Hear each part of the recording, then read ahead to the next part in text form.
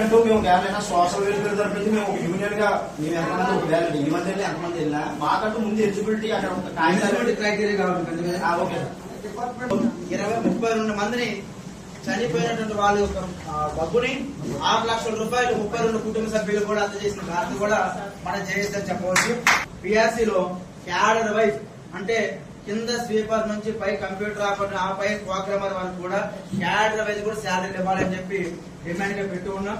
అదే రకంగా సంక్షేమ శాఖలో పనిచేస్తున్న మీరు కానీ, మెడికల్ డిపార్ట్మెంట్ మీరు కానీ, మున్సిపల్ డిపార్ట్మెంట్ ఎవరైనా సరే, ఎన్ని సంఘాలు ఉన్నా సరే మీరు ముందు స్ట్రెంథనింగ్ అవ్వండి.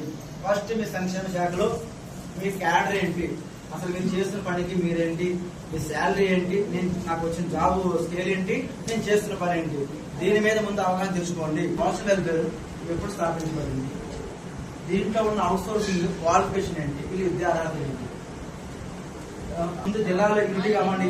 జిల్లాలో యూనిటీ అయిన తర్వాతనే మీరు మరొకసారి జేఎస్ మీటింగ్ పెట్టుకుందాం.